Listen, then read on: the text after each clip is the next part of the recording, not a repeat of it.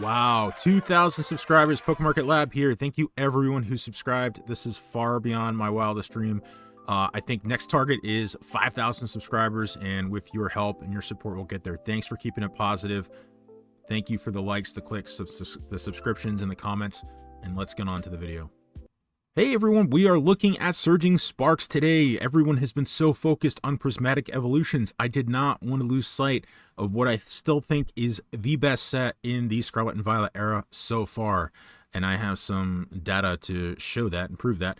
So with that, let's get into it and let's look at booster box prices first. Booster box holding up very, very, very well at the $250 price point. It's been very stable there. So this marks about a 72% return in the last 3 months. So this 3 month kind of captures that right before release date. I think this was a November 8th release. So this is kind of that hype right before it released. It also includes that TCG player bonus box sale that happened on Black Friday and Cyber Monday and Cyber Weekend.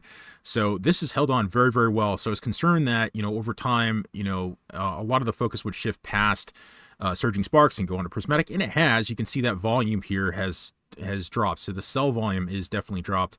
The thing is, the supply really has dried up quite well. So enough of the supply flushed out of the market prior to Prismatic.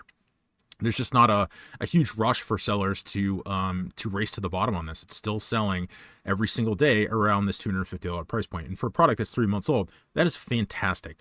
And again, this is a phenomenal set. I think it's a beautiful set.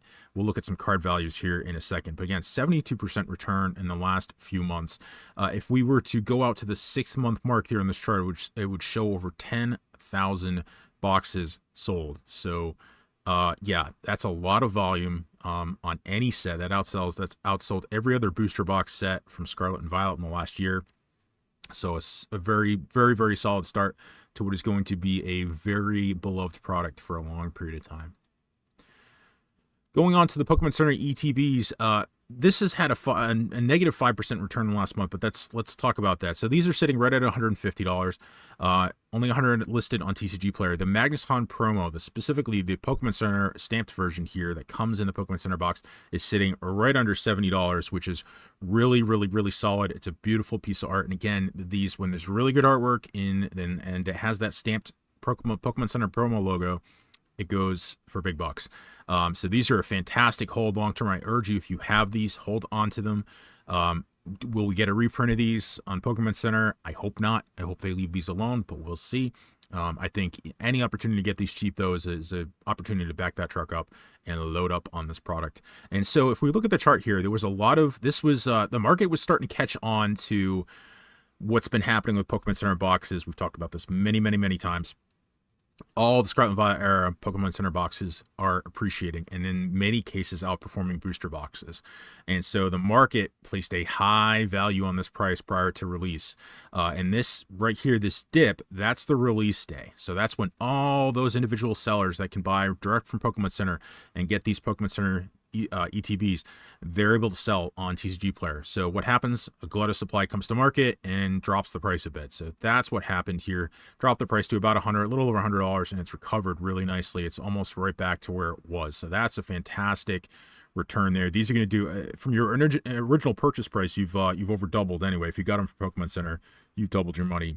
And these are a fantastic hold long term. Will be one of the best.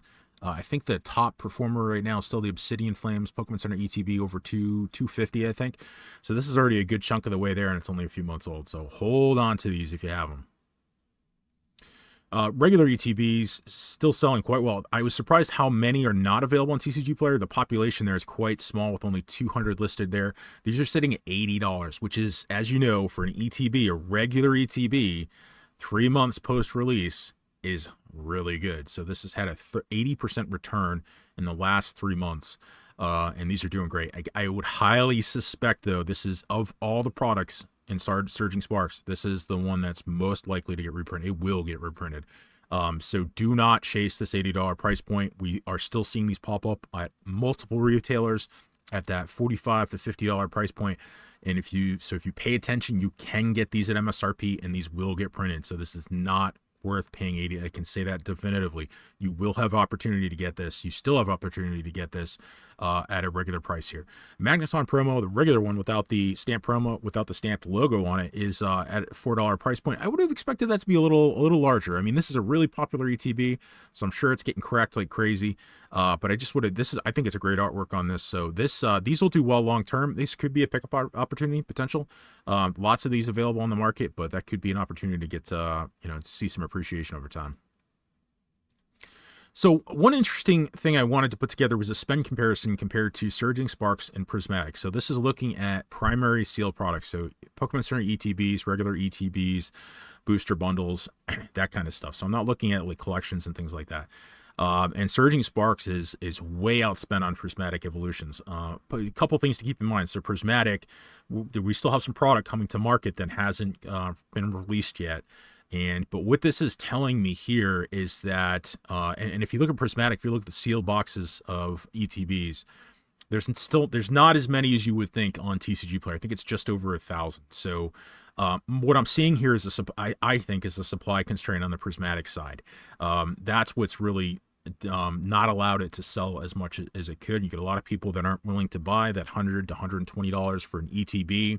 But even if there were, I don't think there's enough ETBs to go around to even get close to this level of spend on Surging Sparks. It's not a direct comparison here. Trying to do this kind of math is very difficult because we have to look at median prices, right? We don't. It's hard to get the specific sell data out of TCG Player on a one-to-one basis of how many pieces were sold at this price. So we have to do a little bit of averaging here. But the point I want to make is Surging Sparks is no matter how you look at it, it's not like it's close and it could be, we're within a margin of error. This is not even close. Surging Sparks is just, in terms of sealed product, has way more spend compared to Prismatic. So again, I think there's definitely supply constraints. We know there's some supply constraints on the Prismatic evolution side. So I think my guess is that the reprint that they announced for Prismatic is going to be quite hefty. But this also leads me to believe that, and I've talked about this before, from a reprint standpoint, I just think they're struggling from bandwidth. I think Surging Sparks needs a reprint. I think there's plenty. I mean, you got Paldean Fates needs a reprint. Twilight Masquerade needs a reprint. We're looking at Paradox Rift and Temporal probably needing reprints as well. So there's a lot of stuff out there that needs attention and something's getting left behind. So if all of it's going to get reprints, that means the volume of reprints or something's going to have to give, is my point. Not everything, they can't print. If they print one thing into the ground, that means something doesn't get attention. So hopefully they kind of spread the love out. There's certain things like Paldean Fates that aren't old enough for, to contribute to ETBs being $100 a pop already, which is crazy. So that one probably needs a little bit of attention. I hope they kind of do this with Kid Gloves, but we'll see. But very interesting chart. Looking at total value of cards in the set, Surging Sparks still doing phenomenally well at $1,800. Again, this looks at takes the total value of cards in the set and adds it up. So it can kind of show you just how the market's feeling about a set, right? In looking at card values. So Surging Sparks at the top at 1,800. I threw Fusion Strike in here just for comparison. Surging Sparks again it goes up against it. It can hold its own against any set outside of Evolving Skies at this point from the last two eras. Twilight Masquerade at 900 and Stellar Crown struggling here down in below the $500 territory. So let's look at the top 20 cards by value distribution. I think this is a great way to show how many high value cards a set has. So one thing of concern is when, let's put it this way, if Evolving Skies had a Moonbrand but had nothing else, that would be a little concerning to me as an investor. I want to see, we want to get hits. We want multiple hits, and we want a nice gentle curve of values. And we don't want one card in 4 digits or 3 digits and then nothing else. We want multiple cards, again, creating that kind of curve downward. So this one's perfect. We got Pikachu still holding up quite well. Latias, Melodic. We got that hyper rare Pikachu. Plenty of value here still, cards holding up really well. And let's, with that, look at specific card values here. So Pikachu EX holding flat right now at the moment. So still a gain of 60% over the last few months, but holding very flat. And see the current quantity listed on TCG Player is still quite low. Again, that's contributed to the pull rates, but also the sell volume. So the cost of this card being a 3-figure card, close to 500, didn't dissuade sales like I'm seeing kind of on the Prismatic side. There's plenty of sell volume here. We saw a little bit of a dip after release, but it just leveled out nicely. Everyone thought it was going to crash, and it didn't. And there's a lot of people online talking about, hey, we don't like the artwork of this card. The market's voted on this. This is not up for debate at this point. Like, the market loves this card. I did a video a while ago now at this point showing the amount of booster boxes that would have had to have been open to compare to what we're seeing for sell volume on the Pikachu EX, and it's millions. Lots and lots of boxes have been opened. This is what we want as investors. We want people to open boxes. We want it to be worth cracking. I don't want to buy boxes that people don't want to crack, right? That defeats the purpose. Regardless of even if the market says, hey, we value this box. Why do you value that box? There has to be underlying cards within those sets that the market subjectively likes and has voted on with numbers for me to want that set. And we absolutely have that here. That checks that box fully. Let's look at Latias here, sitting right at $250. Again, we have a nice big chase card here, but we have plenty of other value to go after. It's not Pikachu or bust. That's important. Latias, again, $250, fairly flat. Again, we saw that uptick post-release and post, we had a lot of this set definitely benefited quite a bit from the TCG player bonus buck sale around Black Friday. We saw a lot of volume dry up both in booster boxes and singles across the board for the Pokemon market, and Surging Sparks took advantage of that. Melodic EX holding up very well. This one shot up a little after release there. This one was kind of a surprise to the market, sitting at $150 here. And again, almost under 50 of these available for these three cards on TCG Player. Again, very, very, very strong sell volume here. And again, we are seeing that dip in volume here. That's to be expected as time goes on. But the market is so strong right now. Typically, we would see this dip in sell volume, but then we would see a pullback in pricing. And we're not seeing that on the top value cards. So that means sellers don't have to fight and undercut each other to move cards. They're moving on their own. And again, we saw this. We saw a little bit of a struggle to move cards with Prismatic here. Again, we don't know if that's I don't think it's necessarily a vote of the market. I think the market assumes that if we get more product coming with reprints, that should drop that price, and that should be true depending on the size of the reprint. But having a really, really expensive booster box too on Surging Sparks now means that it's that much harder for people to get booster boxes and open and crack and get them to the market. So this supply is not going to change here on Surging Sparks. Even if we get a reprint, I don't think it's going to be big enough. Remember, on reprints, when we get reprints from distribution, they jack the price up too. So that means there's no more $100 to $140 booster boxes coming for Surging Sparks. They're all going to be expensive. So that means either if the demand stays on these cards and keeps the prices level and drives them up, maybe that's, the expected value makes it worthwhile to crack those boxes. But most likely, we're not going to see a massive glut of supply on these cards coming to market in the future.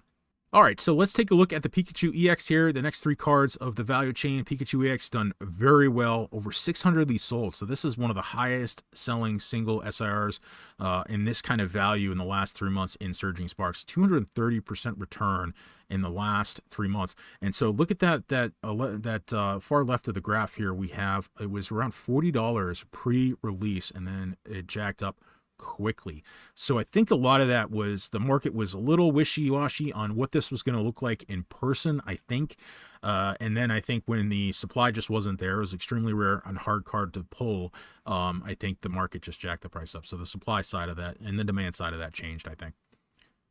Hydreigon over here. So now is when we start to see, a little less on the demand side, and the supply side's a little higher on some of these cards. So we're starting to see a little bit of downtick here. Again, this is completely natural. Doesn't mean the market hates the cards or anything like that. So this is at a 30% down over the last 3 months. Still a very beautiful card. The Executor over here. Not my favorite card, not my favorite Pokemon. This has had a 30% reduction, in the last 3 months. But overall, again, just tons of value here. These are performing extremely well. I think they've handled the shift in money, the shift in focus to Prismatic, just because there's just not a lot of supply on the market. It's very constrained because the booster box price is so expensive. All right, let's wrap things up here, and let's take a high-level view at Surging Sparks. I love this set. I think it's a phenomenal set. I think it's a fantastic hold long-term. I don't know that I would be picking up $250 booster boxes at this point. it could go both ways.